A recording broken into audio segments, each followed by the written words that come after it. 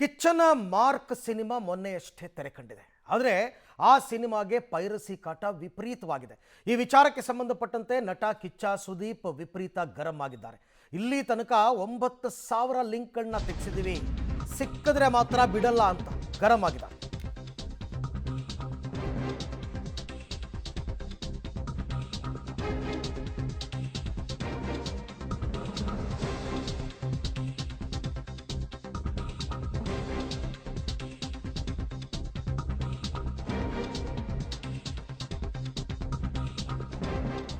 ಮೊನ್ನೆ ಗುರುವಾರವಷ್ಟೇ ತೆರೆ ಕಂಡ ಕಿಚ್ಚನ ಮಾರ್ಕ್ ಸಿನಿಮಾಗೆ ಈಗ ಪೈರಸಿ ಹಾವಳಿ. ಇದ್ರ ಬಗ್ಗೆನೇ ಅವರು ಹುಬ್ಬಳ್ಳಿನಲ್ಲಿ ಗುಡುಗಿದ್ರು. ಸಿನಿಮಾ ಬಿಡುಗಡೆಗೂ ಮೊದಲು ನೆಗೆಟಿವ್ ಪ್ರಚಾರಕರ ವಿರುದ್ಧ ಸಿಡಿದೆದ್ದಿದ್ದಾರೆ ಸುದೀಪ್. ಈ ಬಾರಿ ತಗ್ಲಾಕೊಂಡ್ರೆ ಮಾತ್ರ ಬಿಡೋ ಮಾತೇ ಇಲ್ಲ. ಇಲ್ಲಿ ತನಕ 9,000 ಲಿಂಕ್ಸನ್ನು ಪತ್ತೆ ಮಾಡಿದೆ ಸಿನಿಮಾ ತಂಡ. ಲೋಡ್ಗಟ್ಲೆ ನೆಗೆಟಿವ್ ಬಂದ ಮೇಲೆ ನಾನು ಮಾತನಾಡಿದ್ದು ಅಂತ ಪೈರಸಿಕೋರರ ವಿರುದ್ಧ ಸುಮ್ಮನೆ ಬಿಡಲ್ಲ ಅಂತ ಕೂಡ ಗುಡುಗಿದ್ದಾರೆ ಕಿಚ್ಚ ಸುದೀಪ್. ಅಲ್ಲಿಗೆ ಒಂದು, ಸಿನಿಮಾ ಬಗ್ಗೆ ನೆಗೆಟಿವ್ ಕಮೆಂಟ್ಸ್ ಮಾಡ್ತಕ್ಕಂಥವ್ರು, ಎರಡನೇದು ಸಿನಿಮಾ ಪೈರಸಿ ಮಾಡ್ತಕ್ಕಂಥವ್ರು, ಎರಡೂ ಇಬ್ಬರ ವಿರುದ್ಧವೂ ಕೂಡ ಸುದೀಪ್ ಗುಡುಗಿದ್ದಾರೆ.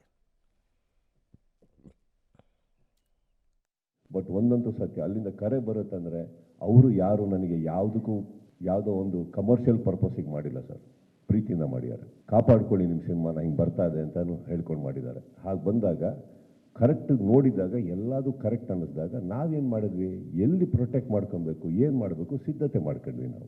ಈಗ ನಿಮ್ಗೆ ಅರ್ಥ ಆಗಿರುತ್ತೆ ಸರ್, ತಾವು ಇಂಟೆಲಿಜೆಂಟ್ ಪೀಪಲ್ ಸರ್. ನನ್ನ ಕಾರಲ್ಲಿ ಇಂಟೆಲಿಜೆನ್ಸ್ ಅಲ್ಲ, ಅದು ಇಂಟೆಲಿಜೆನ್ಸ್ ಬಂದಿದ್ದು ಅಲ್ಲಿಂದನೇ sir.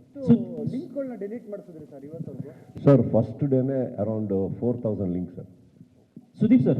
First day second day ಸೇರಿಬಿಟ್ಟು ಅರೌಂಡ್ 4,000 ಆಡ್ ಲಿಂಕ್ಸ್ ಸರ್. ಇದ್ರ ಒಂದು ನಿಮಿಷ ಇದು ಯಾಕೆ ಆ ಥರ ಪಡ್ತೀರಿ? 4,000 ಲಿಂಕ್ಸ್ ಸರ್. ಆ್ಯಂಡ್ ನಿನ್ನೆ ಐ ಥಿಂಕ್ ಅರೌಂಡ್ 6 o'clock, ನಿನ್ನೆ ಒಂದು ದಿನ ಐ ಥಿಂಕ್ 6 o'clock 6 PM ಮೇಲಿಂದ 9 PM ವರೆಗೂ 800 ad links, totally 9,000 links from morning show. ಇನ್ನೂ ಫಿನಿಶ್ ಆಗಿಲ್ಲ, ಅಲ್ಲಿಂದ ಹಿಡಿದು 9,000 ad links we have deleted sir. Yes sir, all legal actions are being taken. ಇನ್ನೊಂದು ಅವರು ನಮ್ಮ ಸೈಬರ್ ಕ್ರೈಮ್ ಕಮಿಷನರ್ಸ್ ಅವರೆಲ್ಲ ಏನಿದ್ದಾರೆ, they are all with certain things. I think post 29th you will start seeing the results sir. They are digging in very much. ನಾನಂತೂ ಈ ಸತಿ sir, last time ನಾವು ಕೆಲವು ವ್ಯಕ್ತಿಗಳನ್ನು ಹಿಡಿದು ಅವ್ರ ಏಜ್ನೆಲ್ಲ ನೋಡಿ ನಿಜವಾಗ್ಲೂ ನಾನೇ ಹೋಗಲಾಗ್ಲಾಗಂತ ಕಳಿಸಿದ್ದು ಉಂಟು ಸರ್. ಈ ಸಲ ಮಾಡಲ್ಲ ಸರ್ ಅದನ್ನು, ನಾನು ಯಾವುದಕ್ಕೂ ಅಡ್ಡ ಬರಲ್ಲ. ಬಟ್ ಏನಂದರೆ, ನನಗೆ ನನ್ನ ಸಿನಿಮಾ ಮೇಲೆ ಎಷ್ಟು ಕಾಳಜಿ ಇದೆಯೋ ನನ್ನ ಚಿತ್ರರಂಗದ ಮೇಲೂ ಅಷ್ಟೇ ಕಾಳಜಿ ಇದೆ ಸರ್. ನನ್ನ ನಿನ್ನೆ ಐ ಥಿಂಕ್ ಇಂಟರ್ವ್ಯೂ ನೋಡ್ತಾ ಇದ್ದೆ, ನಿಮ್ಮಲ್ಲೇ ನಮ್ಮ ಸ್ನೇಹಿತರಾದಂಥವರು ನಮ್ಮ 45 ಪ್ರೊಡ್ಯೂಸರ್ ಕುತ್ಕೊಂಡು ಮಾತಾಡ್ಬೇಕಾದ್ರೆ ಬೇಜಾರಾಗುತ್ತೆ ಸರ್. ಇದನ್ನೆಲ್ಲ ಕೇಳಕ್ಕೆ ಅವರು 2.5 ವರ್ಷ ಓದಾಡಿದ್ದಾರೆ. ಮತ್ತಷ್ಟು ಮಾಹಿತಿ ನನ್ನ ಕೊಲೀಗ್ ಧನು ಅವರಿಂದ ಪಡ್ಕೊಂಡ. ಧನು, ಸಿನಿಮಾ ಬಿಡುಗಡೆಗೂ ಮುನ್ನವೇ ಹುಬ್ಬಳ್ಳಿಯಲ್ಲಿ ಸುದೀಪ್ ಇದ್ರ ಬಗ್ಗೆ ಗುಡುಗಿದ್ರು.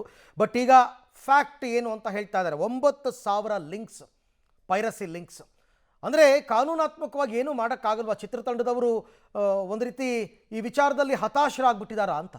ಎಸ್ ಅರವಿಂದ್, ಏನಂದರೆ ಸುದೀಪ್ ಅವರು ಹುಬ್ಬಳ್ಳಿಯಲ್ಲಿ ಒಂದು ಮಾತಾಡಿದ್ರು. ಅಂದರೆ ಇನ್ನು ಸಿನಿಮಾ ರಿಲೀಸು 48 ಗಂಟೆ ಮುಂಚೆನೇ ಒಂದು ಯುದ್ಧದ ಮಾತುಗಳನ್ನು ಆಡಿದ್ರು. ಅಂದರೆ ಪೈರಸಿಯ ಒಂದಿಷ್ಟು ಸುಳಿವುಗಳು ಅವ್ರಿಗೆ ಆಗಲೇ ಸಿಕ್ಕಿತ್ತು. ಅದರ ಬಗ್ಗೆ ಕೂಡ ಈಗ ಸ್ಪಷ್ಟನೆಯನ್ನು ನೀಡಿರ್ತಕ್ಕಂಥದ್ದು. ಸಿನಿಮಾ ರಿಲೀಸ್ ಆದ ಮೊದಲ ದಿನ ಸುಮಾರು 4,000 ಲಿಂಕ್ಗಳು, ಮತ್ತು ಇಲ್ಲಿ ತನಕ ನಿನ್ನೆವರೆಗೂ ಕೂಡ ಸುಮಾರು 9,000 ಲಿಂಕ್ಗಳನ್ನು ಈಗ ಡಿಲೀಟ್ ಮಾಡುವಂಥ ಕೆಲಸ ಕೂಡ ಈಗ ಮಾರ್ಕ್ ಚಿತ್ರತಂಡದಿಂದ ಆಗಿರ್ತಕ್ಕಂಥದ್ದು. ನಿನ್ನೆ ನೋಡ್ಬೋದು, ಯಾಕಂತಂದರೆ 45 ಸಿನಿಮಾ ಒಂದು ಕಡೆ ರಿಲೀಸ್ ಆಗಿದೆ, ಈ ಕಡೆ ಮಾರ್ಕ್ ಸಿನಿಮಾ ಒಂದು ಕಡೆ ರಿಲೀಸ್ ಆಗಿದೆ.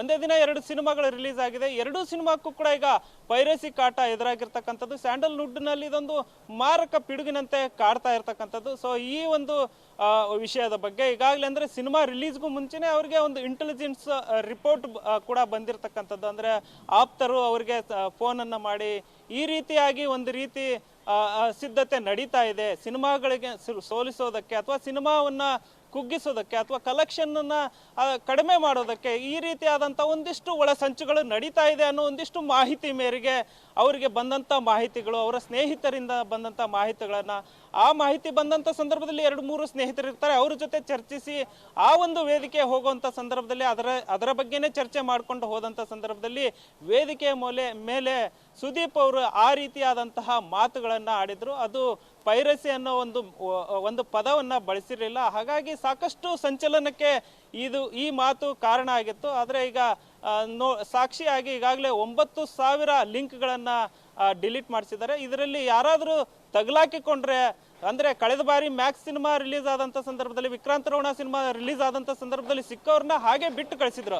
ಆದರೆ ಈ ರೀತಿಯ ಯಾರಾದರೂ ಆ ರೀತಿ ಸಿಕ್ಕಾಕೊಂಡ್ರೆ ಅವರನ್ನ ಸುಮ್ಮನೆ ಅಂತೂ ಬಿಡೋದಿಲ್ಲ ಅನ್ನೋ ಒಂದು ಖಡಕ್ ಒಂದು ಸಂದೇಶವನ್ನ ಈಗ ನೀಡಿರ್ತಕ್ಕಂಥದ್ದು. ಅರವಿಂದ್ ರೈಟ್, ಹಾಗೆ ಸಂಪರ್ಕದಲ್ಲಿರಿ ಧನು, ನಿಮ್ಮ ಜೊತೆ ನಾನು ಮತ್ತೆ ಮಾತನಾಡ್ತೀನಿ. ಇದು ಕೇವಲ ಸ್ಯಾಂಡಲ್ವುಡ್ ಅಂತಲೇ ಅಲ್ಲ, ಪೈರಸಿ ಪಿಡುಗು ನಿಮಗೆ ಸ್ಯಾಂಡಲ್ವುಡ್, ಕಾಲಿವುಡ್, ಟಾಲಿವುಡ್, ಬಾಲಿವುಡ್ ಎಲ್ಲ ಕಡೆನೂ ಇದೇ ಸಮಸ್ಯೆ. ಯಾವ ದೊಡ್ಡ ದೊಡ್ಡ ಹೀರೋ ಸಿನಿಮಾಗಳನ್ನೂ ಬಿಟ್ಟಿಲ್ಲ. ಬಟ್ ಇದಕ್ಕೊಂದು ಇತಿಶ್ರೀ ಹಾಡೋದಕ್ಕೆ ಯಾಕೆ ಆಗ್ತಿಲ್ಲ? ಯಾವುದೋ ದೇಶದಲ್ಲಿ ಕೂತ್ಕೊಂಡು ಲಿಂಕ್ಗಳನ್ನ ಬಿಡುಗಡೆ ಮಾಡ್ತಾರಾ? ಈ ರೀತಿಯಾದಂತಹ ಪ್ರಶ್ನೆಗಳು ಕೂಡ ಮೂಡುತ್ತೆ. ಇನ್ನು ಕಿಚ್ಚ ಸುದೀಪ್ ಇವತ್ತಿನ ಪ್ರೆಸ್ ಮೀಟ್ನಲ್ಲಿ ಈ ವಿಚಾರವಾಗಿ ಕೆಲವೊಂದು ಮಾಹಿತಿಗಳನ್ನ ಕೊಟ್ಟರು. ಏನಾಗ್ತಾ ಇದೆ ಅನ್ನೋದಕ್ಕೆ ಸಂಬಂಧಪಟ್ಟಂತೆ, ಸಿನಿಮಾ ಚೆನ್ನಾಗಿದ್ದರೂ ಕೂಡ ಯಾಕೆ ಜನ ಚಿತ್ರಮಂದಿರಕ್ಕೆ ಬರಲ್ಲ ಅಂದರೆ ಎಲ್ಲರೂ ಕೂಡ ಪೈರಸಿ ನೋಡ್ತಾರೆ. ಒಂದು ಫ್ರೀ ಸಿನಿಮಾ ಸಿಗುತ್ತೆ ಅಂದರೆ ಯಾರು ಬಿಡ್ತಾರೆ? ಯಾರು ಥಿಯೇಟ್ರಿಗೆ ಯಾರು ಬರ್ತಾರೆ? ದುಡ್ಡು ಕೊಟ್ಟು ಯಾರು ಸಿನಿಮಾ ನೋಡ್ತಾರೆ? ಈ ಕ್ಲಾಸ್ ಫ್ಯಾನ್ಸ್ ಬಗ್ಗೆ ದರ್ಶನ್ ಪತ್ನಿ ವಿಜಯಲಕ್ಷ್ಮಿ ಅವರು ಪೋಸ್ಟ್ ಮಾಡಿದಾರಲ್ಲ, ಅದಕ್ಕೂ ಕೂಡ ಸುದೀಪ್ ಟಕ್ಕರ್ ಕೊಟ್ಟಿದ್ದ.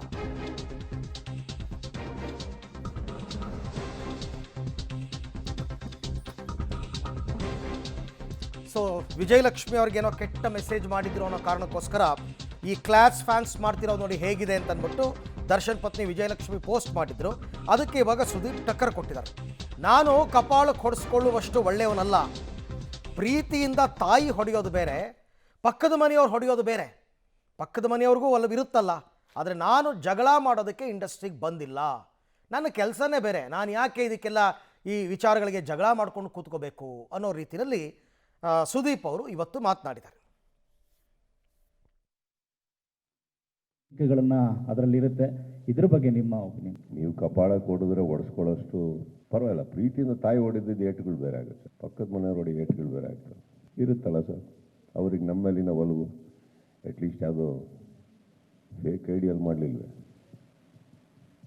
ಈಗ ನೀವೊಂದು ಮಾತು ಹೇಳ್ತೀರಿ, ಎಲ್ಲದಕ್ಕಿಂತ ಸ್ಟಾರ್ಟಾಗಿ ನಾನು ಯಾವಾಗಲೂ ಬಿಗ್ ಬಾಸ್ ನಡೆಸ್ಬೇಕಾದ್ರೆ ಒಂದು ಹೇಳ್ತಾ ಇರ್ತೇನೆ, ಬುಡಕ್ಕೆ ಹೋಗಿ ಎಲ್ಲಿಂದ ಪ್ರಾರಂಭ ಆಯಿತು ಹೋಗಿ. ಯಾಕೆ ಎಂಟೈರ್ ಚಿತ್ರರಂಗದಲ್ಲಿ ಬೇರೆ ಎಲ್ಲ ಕಡೆನೂ ಆ ವಾತಾವರಣ ಇಲ್ಲ? ಎಲ್ಲಿಂದ ಪ್ರಾರಂಭ ಆಗ್ತಾ ಇದೆ? ಈಗ ಯಾವುದೇ ತಗೊಳ್ಳಿ ಸರ್, ನಿಮ್ಮಲ್ಲಿ ಇಷ್ಟು ಚಾನಲ್ಗಳು ಕೂತಿದ್ದೀರಿ ಎಲ್ಲರೂ ಎದುರುಗಡೆ, ಕರೆಕ್ಟ್. ಈಗ ಯಾವುದೋ ಒಂದು ಪರ್ಟಿಕ್ಯುಲರ್ ಚಾನಲ್ಗೆ ನಾವು ಸ್ವಲ್ಪ ರಫ್ ಆಗಿದ್ದು ಏನೇನೋ ಮಾತಾಡಿಕೊಂಡು ನಿಮ್ಮಗಳಿಗೆ ನೋವು ಉಂಟಾಗುವಂಥದ್ದು ಏನಾದ್ರು ಮಾಡಿದಾಗ ನೀವು ಪ್ರತಿಕ್ರಿಯೆ ಕೊಡ್ತೀರೋ ಕೊಡಲ್ವೋ? ಪ್ರತಿಕ್ರಿಯೆ ಕೊಡಬೇಕಾದ್ರೆ ನಿಮ್ಮ ತಲೆಯಲ್ಲಿ ಏನಿರುತ್ತೆ ಹೇಳಿ? ಪ್ರಾರಂಭ ನೀವು ಮಾಡಿಲ್ಲ ಸರ್. ಹಾಗನ್ಬಿಟ್ಟು ಇದನ್ನೆಲ್ಲ ನಾನು ಎಂಡೋರ್ಸ್ ಮಾಡ್ತೀನಿ ಅಂತಲ್ಲ. ಫಸ್ಟ್ ಆಫ್ ಆಲ್ ನಾನು ಚಿತ್ರರಂಗಕ್ಕೆ ಬಂದಿದ್ದೆ ಇದು ಯಾವುದು ಗಲಾಟೆಗಳು ಮಾಡ್ಕೊಳಕ್ಕಲ್ಲ ಸರ್. ಮೇಕಪ್ ಹಾಕಿ ಸಿನಿಮಾ ಮಾಡಿ ನಗ್ಸೋಕ್ಕೆ, ಖುಷಿಯಾಗಿರೋಕ್ಕೆ, ನಾವು ಜೀವನದಲ್ಲಿ ಏನೋ ಮಾಡಿದ್ದೀವಿ, ಒಂದು ಸಕ್ಸಸ್ಫುಲ್ ಆಗಿದ್ದೀವಿ ಅಂತ ಅನ್ನಿಸ್ಕೊಳಕ್ಕೆ ಸರ್.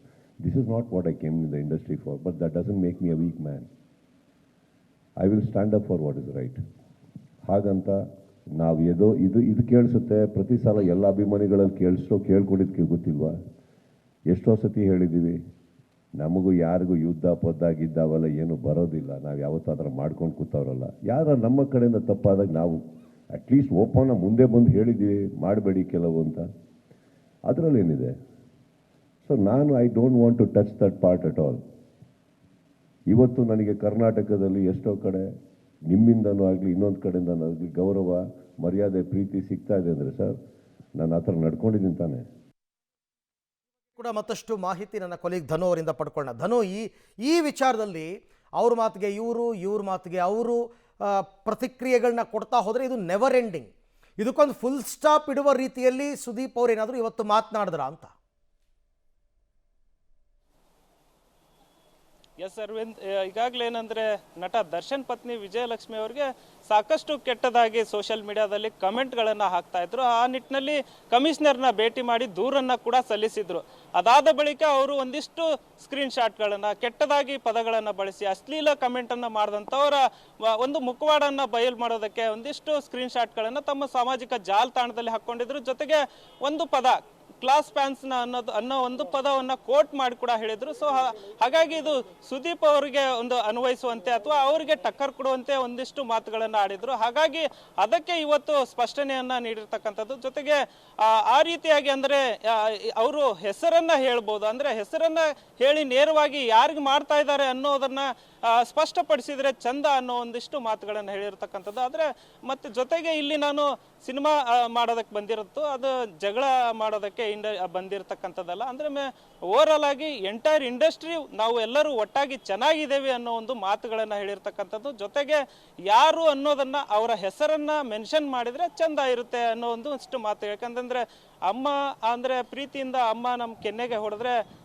ಹೊಡೆಸ್ಕೋಬಹುದು, ಆದರೆ ಪಕ್ಕದ ಮನೆಯವರು ಅದೇ ರೀತಿ ಹೊಡೆದಾಗ ನಾನು ಅದನ್ನ ಸಹಿಸ್ಕೊಂಡು ಕೂರುವಂತಹ ವ್ಯಕ್ತಿ ನಾನು ಅಲ್ಲ ಅನ್ನೋ ಒಂದಿಷ್ಟು ಮಾತುಗಳನ್ನ ಈ ಮೂಲಕ ಹೇಳಿರ್ತಕ್ಕಂಥದ್ದು. ಈಗ ವಿಜಯಲಕ್ಷ್ಮಿ ಅವರು ಏನು ಒಂದು ಕೋಟ್ ಮಾಡಿ ಹೇಳಿದ್ರು ಅದಕ್ಕೆ ಒಂದು ಸ್ಪಷ್ಟನೆಯನ್ನ ಈಗ ಸುದೀಪ್ ಅವರು ನೀಡಿರ್ತಕ್ಕಂಥದ್ದು. ಅಂದ್ರೆ ನೇರವಾಗಿ ಹೆಸರನ್ನ ಹೇಳಿ ಅಲ್ಲಿ ಬಳಸಿದ್ರೆ ಅಂದ್ರೆ ಈ ಒಂದು ಈಗ ಸಾಮಾಜಿಕ ಜಾಲತಾಣದಲ್ಲಿ ಏನು ಕೆಟ್ಟ ಕೆಟ್ಟ ಮೆಸೇಜ್ಗಳು ಬರ್ತವೆ, ಆ ಕ್ಲಾಸ್ ಏನು ಫ್ಯಾನ್ಸ್ಗಳಿದ್ದಾರೆ, ಕ್ಲಾಸ್ ಏನು ಹೀರೋ ಇದ್ದಾರೆ ಅವರ ಒಂದು ಅಭಿಮಾನಿಗಳು ಅನ್ನೋದನ್ನ ಸ್ಪಷ್ಟಪಡಿಸಿದ್ರು. ಸೊ ಈ ಒಂದು ಫೇಕ್ ಐಡಿಗಳು ಕೂಡ ಈ ರೀತಿಯಾದಂಥ ಸಂದರ್ಭದಲ್ಲಿ ಫೇಕ್ ಐಡಿಗಳ ಮೂಲಕನೂ ಕೂಡ ಈ ರೀತಿಯಾಗಿ ಕೆಟ್ಟ ಮೆಸೇಜ್ ಅನ್ನ ಮಾಡಿರಬಹುದು ಅನ್ನೋ ಒಂದಿಷ್ಟು ಸ್ಪಷ್ಟನೆಯನ್ನ ನೀಡಿರ್ತಕ್ಕಂಥದ್ದು. ಅರವಿಂದ್, ರೈಟ್, ಹಾಗೆ ಸಂಪರ್ಕದಲ್ಲಿರಿ ಧನು, ನಿಮ್ಮ ಜೊತೆ ಮತ್ತೆ ಮಾತನಾಡ್ತೀನಿ. ನೋಡಿ, ಸುದೀಪ್ ಆಗಲಿ ದರ್ಶನ್ ಆಗಲಿ ನಿನ್ನೆ ಮೊನ್ನೆ ಇಂಡಸ್ಟ್ರಿಗೆ ಬಂದವರಲ್ಲ, ಅವರೆಲ್ಲ 25-30 ವರ್ಷದಿಂದ ಇಂಡಸ್ಟ್ರಿನಲ್ಲಿ ಇರ್ತಕ್ಕಂಥವ್ರು. ಯಾವ ವಿವಾದವನ್ನು ಶಾಂತಗೊಳಿಸಬೇಕು, ಯಾವ ವಿವಾದವನ್ನು ತಣ್ಣಗೆ ಮಾಡಬೇಕು ಎಲ್ಲವೂ ಅವ್ರಿಗೆ ತುಂಬ ಚೆನ್ನಾಗಿ ಗೊತ್ತಿದೆ. ಅಂದರೆ ಅವ್ರು ಹೇಳೋ ಮಾತನ್ನು ಅಭಿಮಾನಿಗಳು ಕೇಳ್ತಾರೆ. ಹಾಗಾಗಿ ಇದನ್ನು ಮುಂದುವರಿಸಬಾರ್ದು ಅಂತಕ್ಕಂಥದ್ದು ಅಷ್ಟೇ ಇರ್ತಕ್ಕಂಥದ್ದು.